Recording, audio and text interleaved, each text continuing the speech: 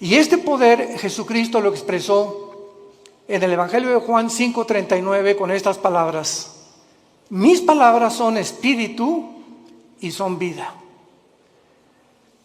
La razón por la cual ningún otro libro que puedas tú leer en la historia te pueda cambiar o transformar tu manera de ser es simplemente porque nadie puede comprender la constitución del ser humano más que Dios.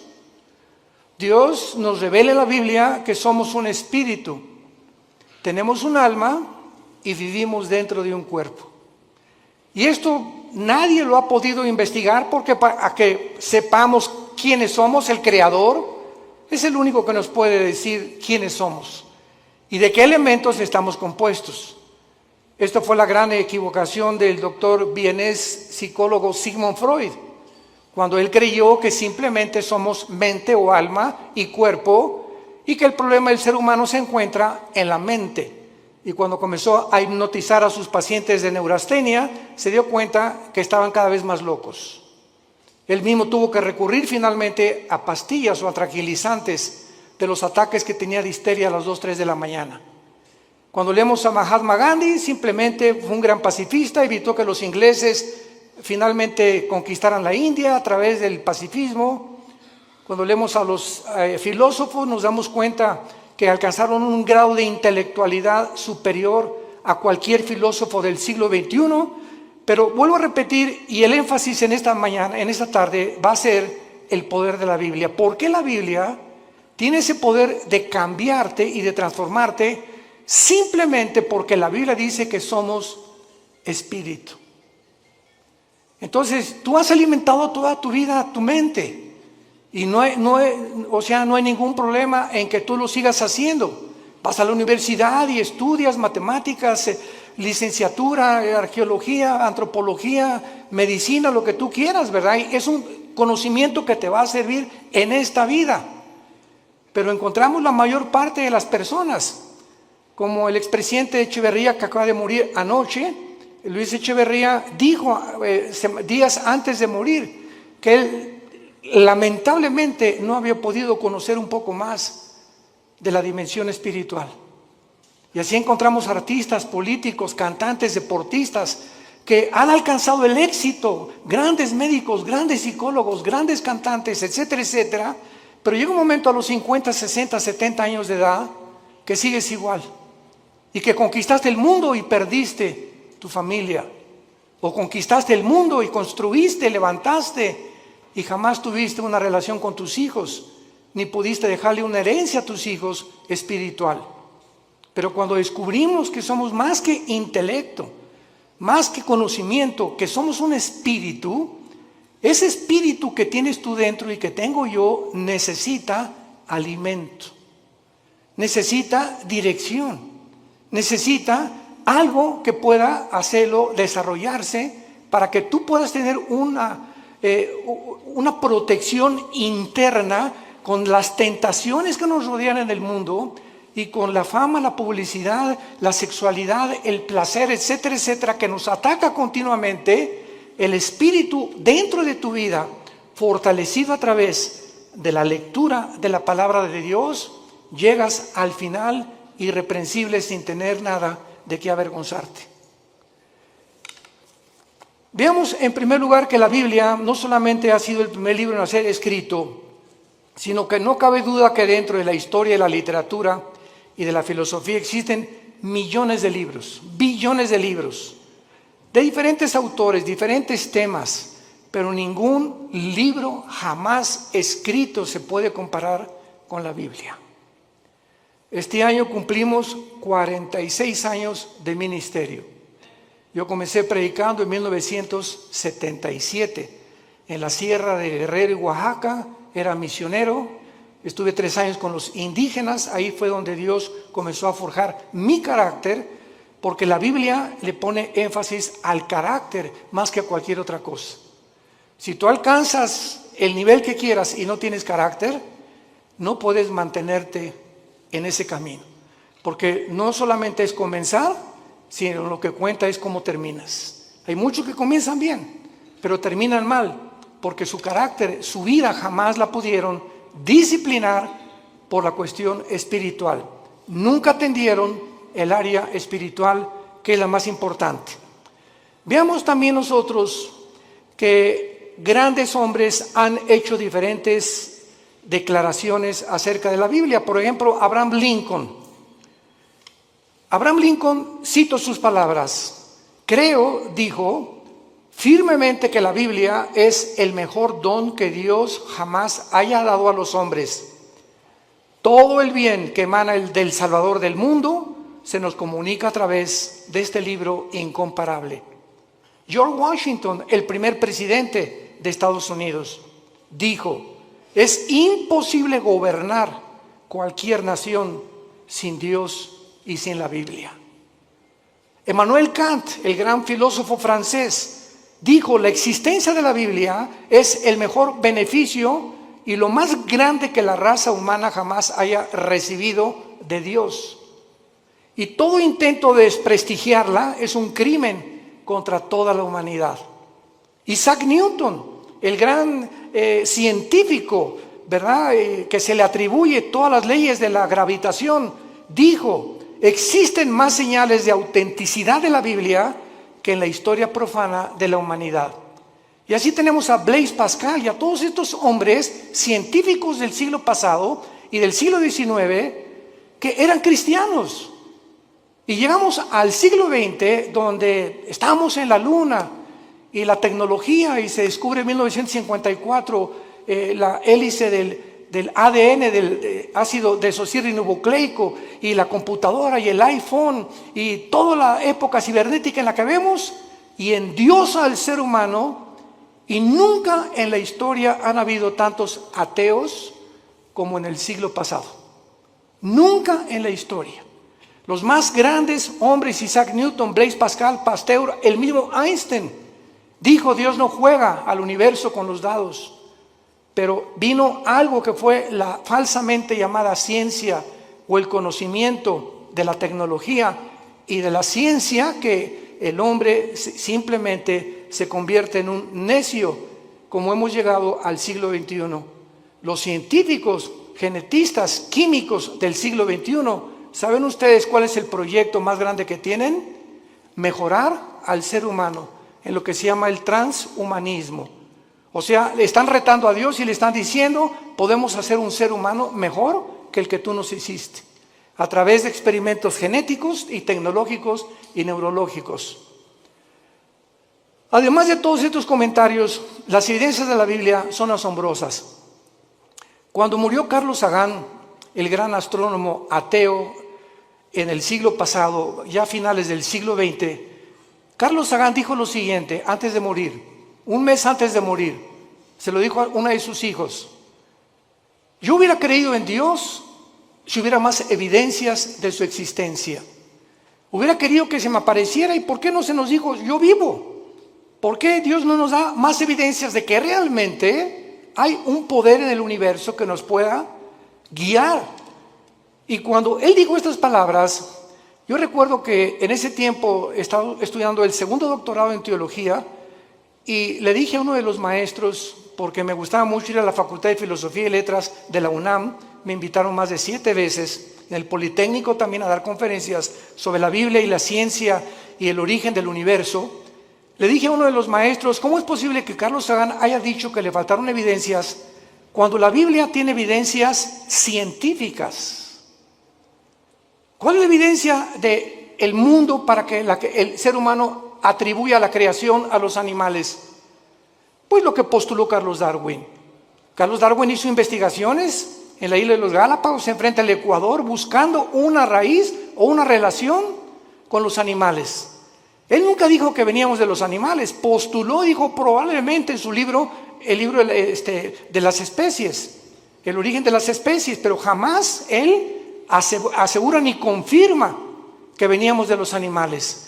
Y durante todo el siglo XX, todas las universidades, todavía hay escuelas, esto es impresionante, que sigan enseñando que nosotros tenemos el origen en Chita.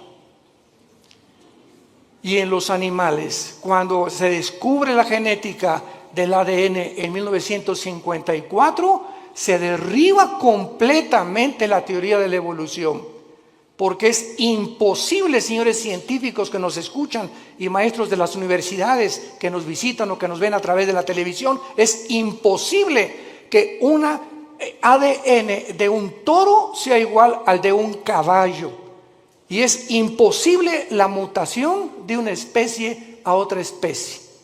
Y hasta este momento no hay ninguna mutación, jamás, lo que se llama el famoso eslabón perdido, para que un conejo se convierta en una ardilla o un ser humano en un animal.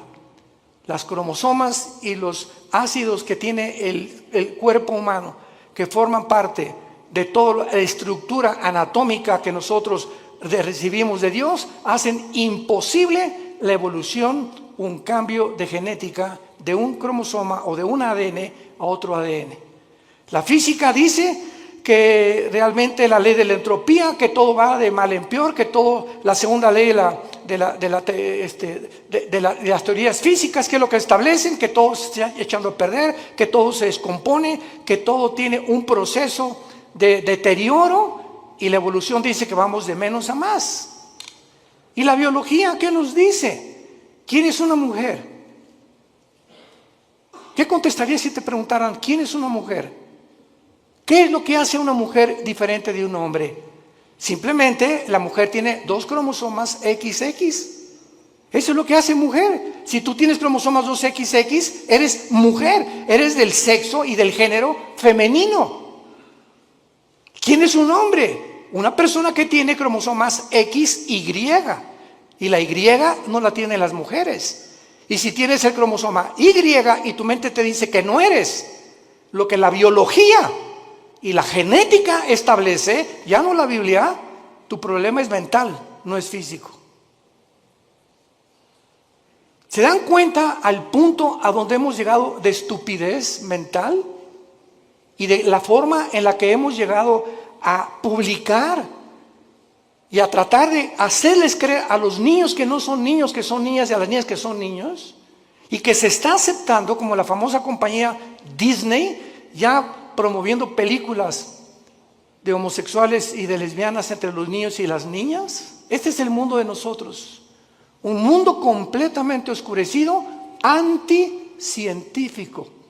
Jamás se había atacado la ciencia en la forma en la que se ha atacado actualmente. Lo que enorgulleció al ser humano en el siglo XX, en la ciencia se volvió contra los médicos, haciéndolos, profesando ser sabios, se han convertido en necios. Veamos en la segunda carta que el apóstol Pedro escribió hace 2000 años.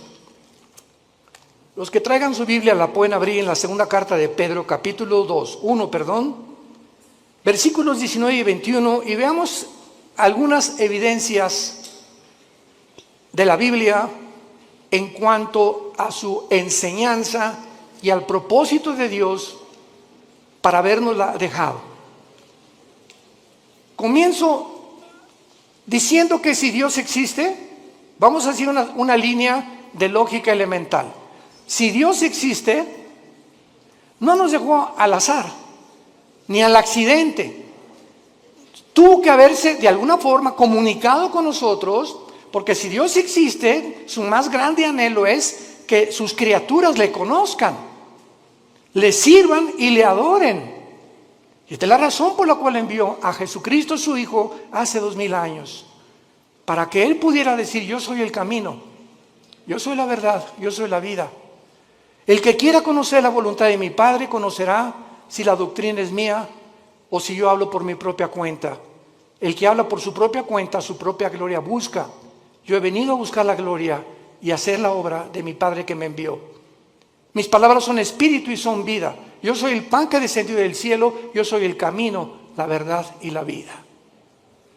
Estas palabras de Jesús en Juan 14:6 son las que cambiaron mi vida hace 48 años. Cuando yo me enfrenté a Jesucristo en la Biblia, yo venía del Partido Comunista porque me convertí en un ateo decepcionado de la religión popular en México. Quería ser cura a los 13 años de edad, Me decepcioné tan grandemente de la religión que me convertí al ateísmo, me fui al otro extremo, porque yo creí que ellos representaban realmente a un Dios que no es el Dios de la Biblia. Y cuando comienzo a leer la Biblia, que me prohibieron leerla, los mismos dirigentes católicos que yo tenía, y leo que Jesucristo dijo, yo soy el camino, yo me acordé de Buda. Buda antes de morir dijo, no soy la verdad, busquen la verdad, le dijo a los discípulos. Mahatma Gandhi dijo, es que Jesucristo fue un gran maestro de moral, pero yo no puedo guiarles al camino, yo solo sé que no debemos estar a favor de la violencia. Cuando leí a Mahoma en el Corán, en los sutras, los versículos del Corán, Mahoma recibe la revelación del Corán a través de un ángel cuando él padecía ataques epilépticos. Y comienza a leer el Corán y ve lo que dice: asesinemos a los judíos y a los infieles, matemos a todos los que no acepten el Islam.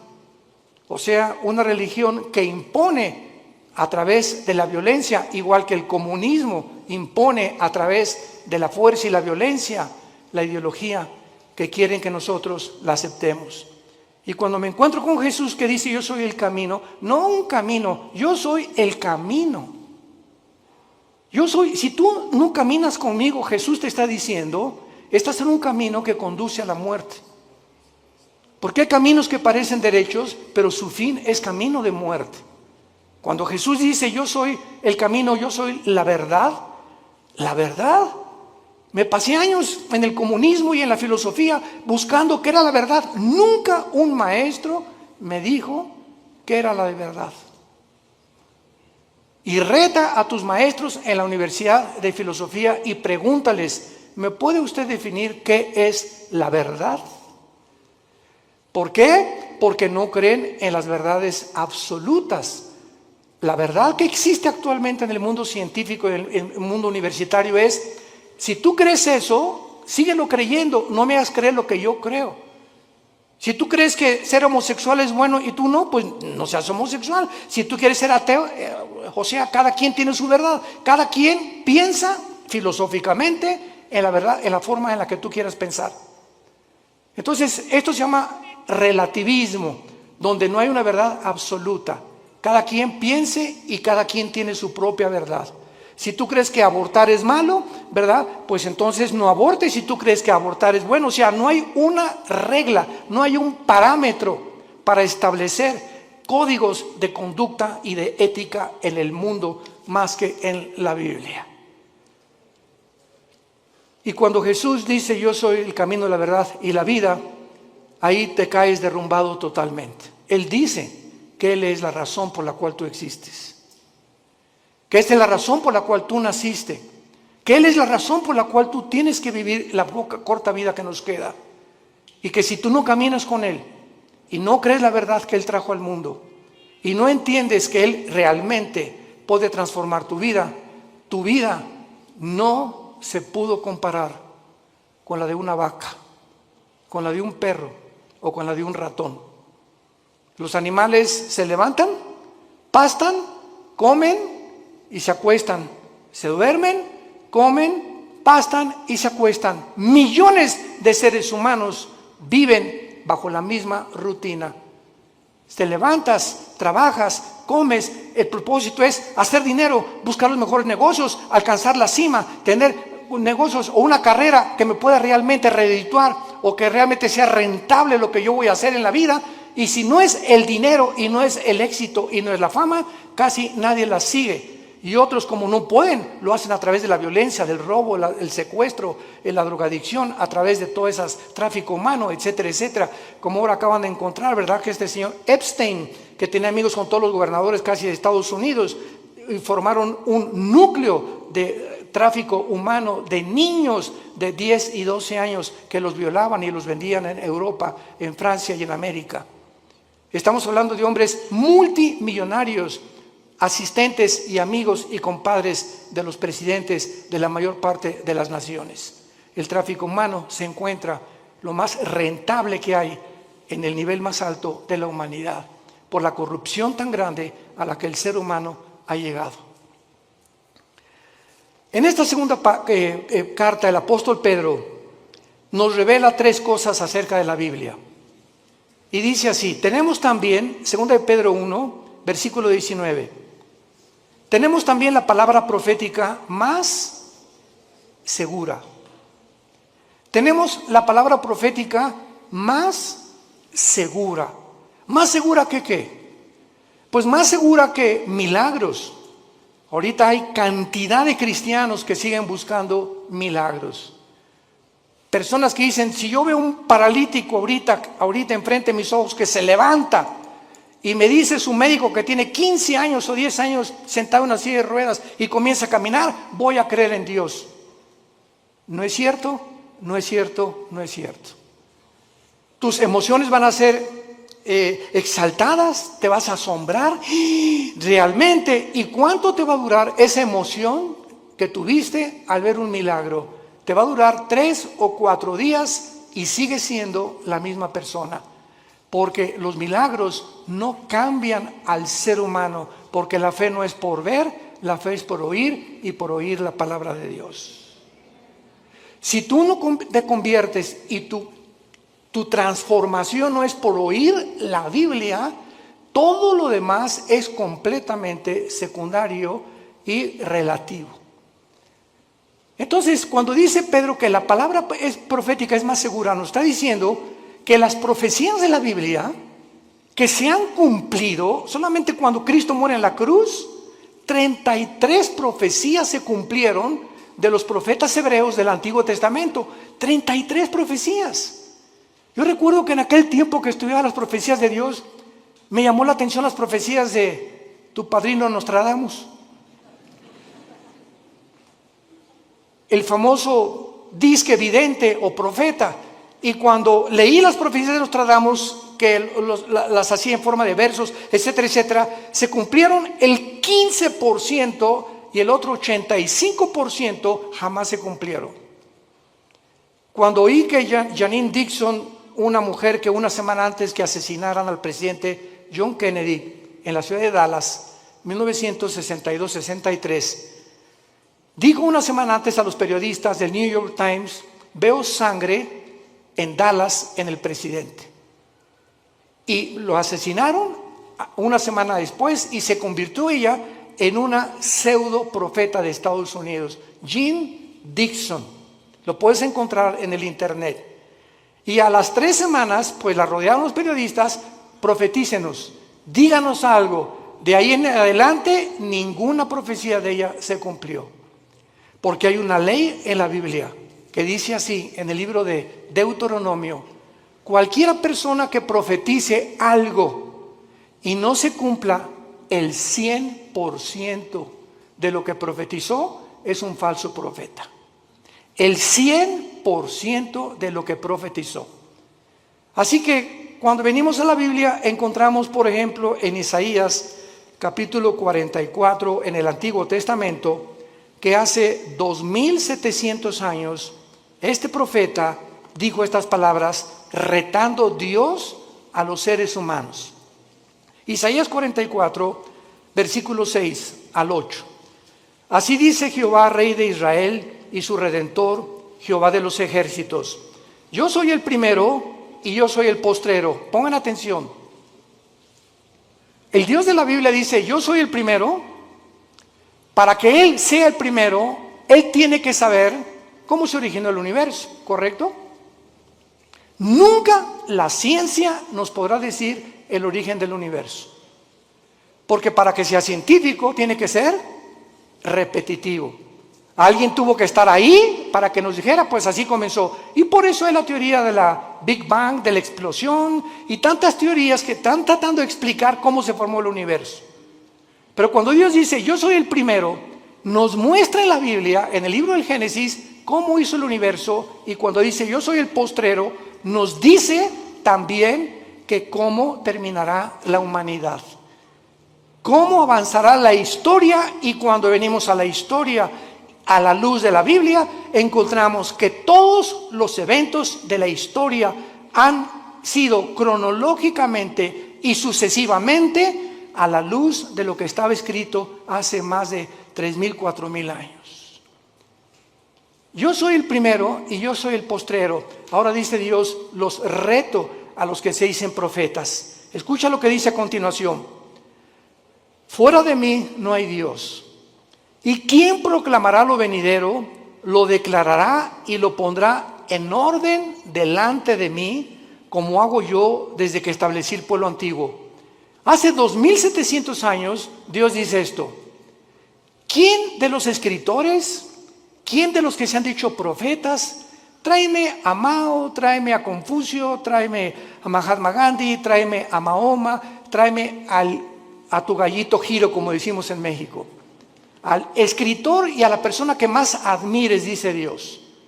¿En qué libro puedes encontrar el orden de la historia desde que el mundo comenzó? En ningún libro más que en la Biblia. Y así encontramos que 100 años después de Isaías vino un hombre llamado Daniel, que fue judío y fue llevado a Babilonia cautivo por 70 años. Y en el libro de Daniel, hace 2600 años, damas y caballeros, hace 2600 años, en el libro de Daniel, él declara los órdenes de los imperios que vendrían en el mundo a través de la historia. Y le dice el ángel que le revela a Daniel esta profecía: Daniel, estás ahorita bajo un imperio que es Babilonia. Babilonia es la nación de Irak, bíblicamente y actualmente. Después de ti vendrá otro imperio que será menor. ¿Quién conquistó Babilonia históricamente, señores profesores de historia? Los medos y los persas. Y después vendrá un tercer imperio, le dice el ángel a Daniel. ¿Quién vino después de los medos y los persas? Alejandro el Magno. Los griegos derrotaron a los medos y a los persas. Y vendrá un cuarto imperio que aplastará a casi todo el mundo entero. ¿Quiénes fueron los que siguieron después de Grecia? El imperio romano. Daniel profetiza hace 2600 años la cronología de los imperios mundiales de toda la historia. Y finalmente lo pueden encontrar en otras conferencias que hemos dado. Vendrá otro imperio que son los 10 dedos de los pies de la estatua de Nabucodonosor, que el anticristo, el próximo gobernante y dictador mundial, formará una confederación política de 10 naciones. 5 de Europa y 5 del Medio Oriente. Formarán un G10 y cuando oigamos en la televisión, en el radio, ahorita hay un G7, cuando se forme un G10 de esos 10 naciones que se van a unir del Medio Oriente y de Europa, de entre ellas saldrá el anticristo. Y nosotros ya no estaremos aquí. Ahí nos vemos al rato. Porque vendrá el arrebatamiento de la iglesia. Pero no me quiero profundizar ahorita en eso. Y finalmente en esta profecía de Isaías, dice el versículo 8, no teman. Desde el Génesis hasta el Apocalipsis, el mensaje a los cristianos es: no tengamos miedo de nada. No teman, ni de los temblores, ni de las inundaciones, ni de la Tercera Guerra Mundial, ni de explosiones volcánicas, ni del hombre, ni del diablo, ni de los demonios. Porque mayor es el que está entre nosotros que el que está en el mundo. Mi paz les dejo, mi paz les doy. Mantén esa paz dentro de ti. Mantén esa paz. Esa paz es el secreto de la salud. Acabo de declarar el Hospital Hopkins, de los más prestigiados de Estados Unidos, y la Clínica Mayo Rochester en Boston, que el factor común denominador que está ocasionando las enfermedades más grandes en el mundo actualmente y el origen de las enfermedades más grandes ahorita en el mundo es el estrés. ¿Qué es el estrés? Una condición donde no tienes paz, estás ansioso, estás temeroso, estás frustrado que no se vaya a cumplir, comienzas a tener miedos de algo que no va a suceder, te adelantas al futuro. ¿Y si mi hijo se va? ¿Y si pierde mi esposo? ¿Y me quedo sin seguro social? ¿Y cuando estoy viejita que me va? Y comenzamos en un mundo a construir que no existe más que nuestra propia mente por la falta de paz. Comienza a preocuparte por el dinero, preocuparte por la salud, preocuparte por tantas cosas, el tráfico, etcétera, etcétera. Y si cuando te des cuenta, ese estado mental afecta tu sistema cardiovascular, tu corazón, tus pulmones, tu hígado, tu páncreas, tus intestinos. El estado mental se llaman enfermedades psicosomáticas. Afecta completamente todo tu ser. Y es lo que descompone tu vida, porque si no tienes paz, no puedes disfrutar nada, ni siquiera tus vacaciones. Y hace 2000 años, el autor de la Biblia, el Señor Jesucristo, hace 2000 años nos dio el secreto: no teman. Mi paz les dejo, mi paz les doy, por nada estén afanados. Por nada permitas que tu corazón sea perturbado. Voy a la casa de mi Padre, no me tardo a preparar lugar para ustedes y vengo pronto por ustedes. Mientras estés en el mundo, mantén la paz. Escucha esto: si tú no tienes paz y te dices cristiano, no puedes leer la Biblia. Tú no puedes venir a la Biblia como Pepita en comal. Ay, Señor, ay, mi hija, Señor, le voy a hablar al pastor, porque tú no puedes venir en un estado de estrés y de ansiedad a leer la Biblia, porque el Espíritu Santo es espíritu de paz. Y Él no puede comunicarse contigo y no vas a entender la Biblia, porque para venir a la Biblia tienes que venir descansado, orar antes, echar toda nuestra ansiedad sobre Él, porque Él tiene cuidado de nosotros. Y cuando ya descansamos, Señor, yo no sé dónde está mi hija, yo no sé qué va a pasar, etcétera, pero yo sé que soy tu hija, soy tu hijo, tú eres mi papá, tú eres mi papi. Tú cuidas de mí, no me vas a dejar, diste tu vida en una cruz por mí. ¿Cómo puedo llegar a esa incredulidad y falta de confianza en tus promesas estoy en este estado? Es pecado vivir en ese estado y llamarse cristiano al mismo tiempo. Es pecado. Porque sin fe es imposible agradar a Dios. Y esta es la razón por la cual el mundo se encuentra como se encuentra. Y el mensaje desde hace 2000, 3000, 4000 años es: no tengan miedo. No temas nada. Acuéstate hoy en la mañana, hoy en la noche, y recuerda a un pollito que se mete bajo de las alas de la gallina, y el pollito llega, y ahí anda por ahí el lobo y todo, pero mientras está bajo de las alas de la gallina, pío, pío, pío, ni preocupado está el pollito. Y así hoy en la noche dile: Señor, aquí está tu pollita. Aquí está tu pollito, Señor. Me acuesto porque tú tienes cuidado de mí.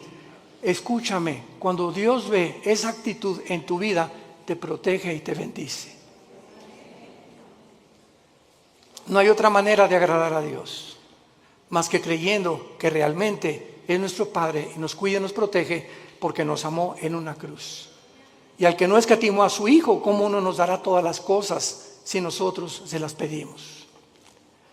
Regresamos a segunda de Pedro, y Pedro entonces cita en primer lugar las profecías como lo más seguro que tenemos para que nuestra fe descanse en un libro que no solamente es especulativo.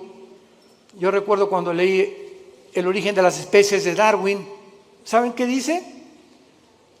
Chance y, puede que, no estoy seguro, a lo mejor. Eso no es un lenguaje científico, por el amor de Dios. Un lenguaje especulativo. Vienes a la Biblia y escuchas: yo, el Señor, he dicho. Y todo lo que menciona la Biblia es afirmativo, porque no hay absolutamente ninguna contradicción en la palabra de Dios, porque fue inspirada por Dios. Entendiendo primero esto, que tenemos la palabra profética más segura, a la cual haréis bien en estar atentos, como una antorcha que alumbra en lugar oscuro, hasta que el día esclarezca y el lucero de la mañana salga en vuestros corazones. En segundo lugar, vivimos en un mundo donde Ucrania acaba de ser invadida por Rusia. Ya actualmente Israel está enviando gas a través de Egipto a la Unión Europea.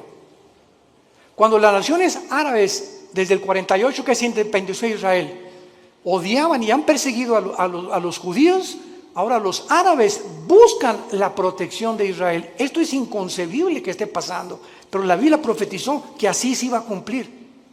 Es un mundo de confusión completamente. Ahorita Putin va a estar enojadísimo, pero así no poder dormir de saber que Israel está sosteniendo y proveyendo el gas que Rusia le proveía antes a la Unión Europea, y esto lo va a encender más para cumplir la profecía de Ezequiel 38-39 de Gog y Magog, cuando la Biblia dice que vendrá Rusia con Irán, con Turquía, con el Líbano, con Marruecos, con Etiopía, para atacar, invadir Israel en la Tercera Guerra Mundial.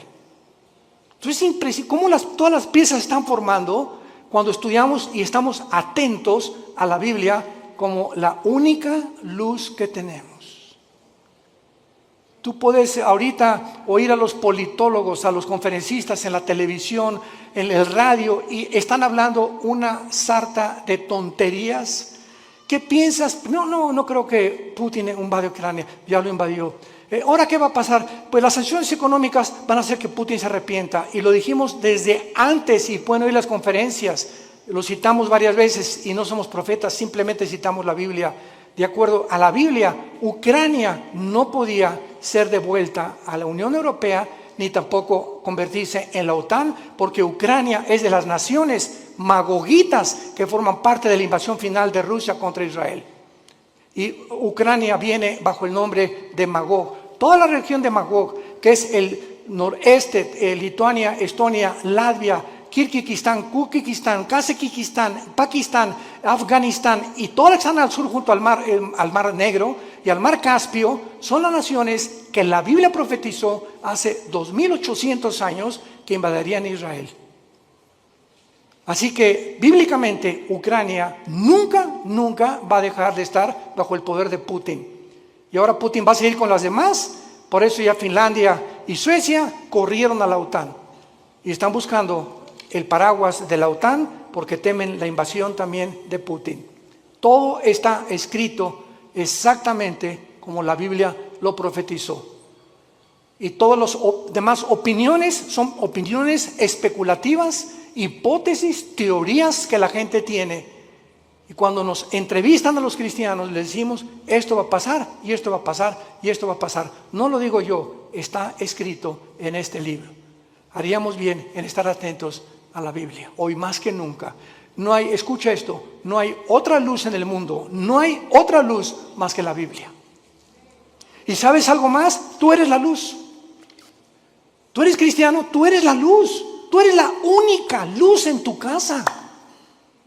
Tú eres la única luz en tu taller de carpintería. Tú eres la única luz en tu bufete de abogados. Tú eres la única luz en tu clínica de médicos. Tú eres la única luz en tu escuela, en tu universidad. Los cristianos somos la única luz y tenemos alrededor a gente muriéndose, lastimada, enferma, necesitada. ¿Y tú callado? ¿Por vergüenza, por pena de hablar de Jesucristo? Y decirles que Jesús es la única respuesta y que los invitas a conferencias como estas para que puedan ellos abrir los ojos a la realidad espiritual del mundo. Si tú eres ese tipo de personas, vas a dar cuentas en el día del juicio a Dios. Porque el Espíritu Santo vendrá sobre nosotros, Hechos 1:8, y me serán testigos. ¿Eres testigo? Desde el tiempo que tú te convertiste, ¿hay alguna persona que tú le hayas hablado de Cristo y que lo hayas guiado a la cruz? Examina tu corazón llegando hoy en la noche, ponte rodillas y ora a Dios y dile sinceramente: Señor, te pido perdón. Tengo 3 años en Cristo, tengo 5 años en Cristo, tengo 10 años en Cristo y a nadie le he hablado de ti, ni los he guiado a la cruz, ni he orado con nadie y me digo cristiana y me digo cristiano. Cuando nosotros examinamos nuestra vida, tengamos cuidado de pasar el tribunal de Cristo. Y en penúltimo lugar, dice el apóstol Pedro, pongamos atento a la Biblia que alumbra en lugar oscuro. Nunca las tinieblas habían sido tan grandes como ahorita. Políticamente, cuando el comunismo se demostró, en 1991, Mikhail Gorbachev con su perestroika, que fue un fracaso la ideología comunista, que no funcionó en todo el siglo XX, en ningún país, porque el ser humano regresa a desenterrar esa ideología. Cuando se demostró del 48, que ganó el 45 en la Segunda Guerra Mundial, hasta ahorita, que el mundo prosperó con el capitalismo, con las democracias, porque ahora son completamente desprestigiadas, barridas, echadas a la basura. Ya no hay democracia, ya no hay capitalismo, ahora hay socialismo y ahora hay comunismo. Cuando la historia nos muestra que son ideologías que fracasaron. No necesitamos discutir nada. La historia demuestra que el hombre no aprende de la historia. Políticamente, religiosamente, científicamente, filosóficamente, en cualquier área que tú me menciones, el mundo está de cabeza. Es un mundo de locos. Escucha las declaraciones de los gobernantes en el mundo, la mayor parte de ellos, lo que están hablando, hablan.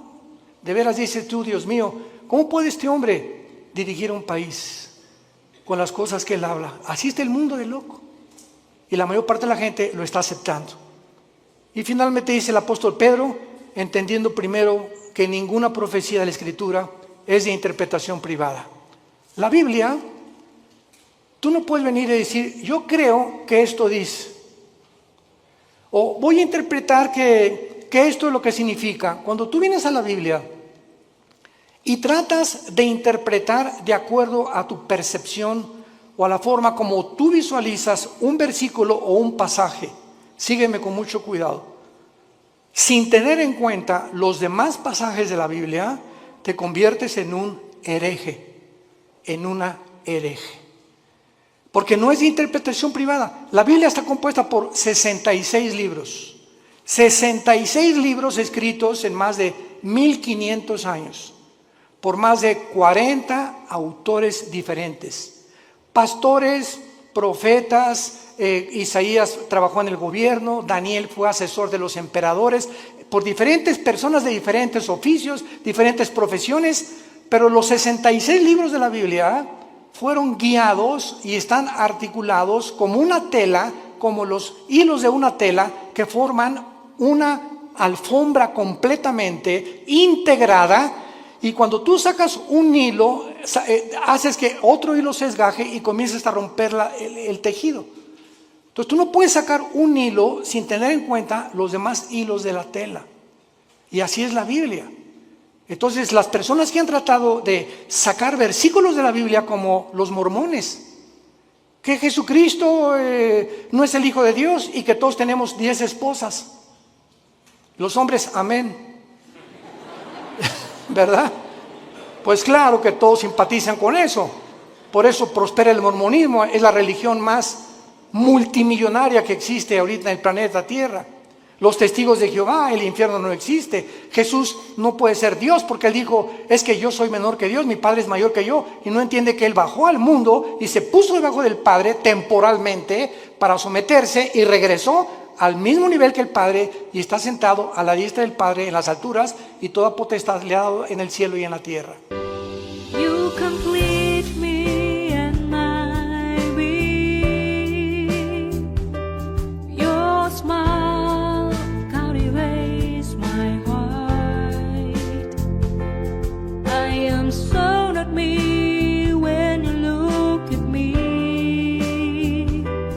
I forget what I really had to say. This is the magic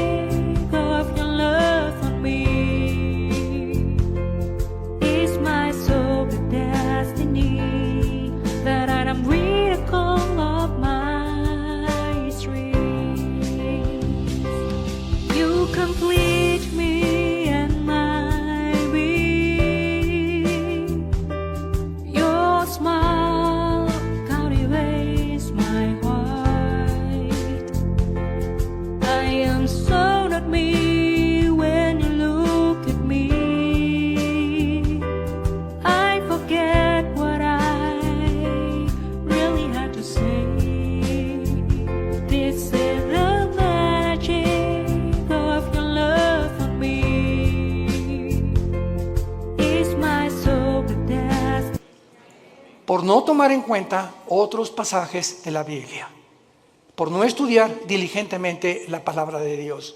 Y por eso hay tantas versiones de la Biblia, que la de Reina Valera 1960, la Nueva Versión Internacional, la King James, etcétera, etcétera.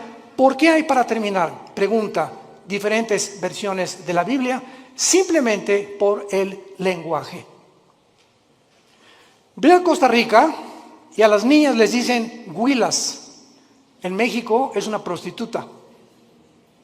Aquí le hicimos popote a lo que absorbemos en un líquido, allá le dicen pajilla. Ve a España y tienen otro tipo de palabras, ve a Brasil, ve a Argentina y tienen otro tipo de palabras, etcétera, etcétera. Ahora que tenemos nuestro programa de televisión y que estamos en 59 naciones, ya casi 60, gracias a Dios, yo trato de buscar una palabra. Por ejemplo, aquí chango es un mono, ¿verdad? Pero una vez estaba yo en Guatemala y me dijeron, hermano, no diga chango porque aquí es grosería. Aquí dicen, le dicen mono o le dicen simio, pero chango es una grosería. Entonces vemos nosotros que la Biblia está escrito en hebreo y en griego. Entonces se tiene que traducir en otras cosas o versiones para poder entender en muchos lados, que a mucha gente le sirve, pero siempre recurrimos a los originales. Son los originales, hebreo y griego y parte de arameo en el libro de Daniel, que son los que nos dan la pauta para saber lo que tenemos. Yo tengo una Biblia en hebreo y en griego. Cualquier duda consulto las palabras originales para saber exactamente lo que Dios quiere decirnos. Y cuando tú estudias la Biblia, no puedes estudiarla superficialmente. El petróleo no se encuentra a 1 metro de profundidad. El petróleo se encuentra a kilómetros de profundidad. Tú no puedes venir a la Biblia en la noche y decir, Jesucito mío, mil su compañía, no me desampares ni de noche ni de día. Amén. Y ya. Y luego, Juan 3:16, de tal manera amó Dios el mundo, y eso es tu devocional. Tú no puedes venir a la Biblia así. Tú tienes que ser un estudiante profundo de la Biblia. Tienes que discipularte. Tienes que tomar en serio a Dios. Y hasta que no tengamos esa actitud, no podemos conocer su poder. Porque ese contacto continuo, diario, perseverante en la comunión con la Biblia, tienes comunión con Jesucristo, es el poder que nos puede transformar en nuevas criaturas y que nos sostendrá hasta el final de nuestra vida. ¿No quisieras tú en esta tarde invitarle a Jesucristo a tu corazón? ¿No quisieras tú tomar ya en serio este maravilloso libro y dedicarle 15, 20 minutos, media hora antes de que te lave los dientes, antes de que vayas a la oficina, acostarte hoy en la noche, no con las noticias, sino abre los salmos, los proverbios, el evangelio de Juan? Vas a sentir algo que va a entrar como una planta. Una planta le echas agua y tú no ves, es invisible, pero por dentro de la tierra hay algo que está haciéndola crecer hasta que por fin sale el tallo de la planta.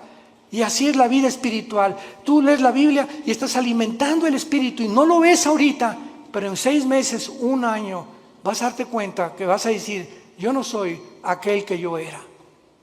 Como el testimonio que oímos continuamente de las personas, cómo lo transformó Dios su vida, hasta que le entregaron su vida a Dios. Hazlo tú en esta tarde, no te tardes, porque está llamando a la puerta el Hijo de Dios. Y cuando Él dice, estoy a la puerta y llamo, ábrele tu puerta.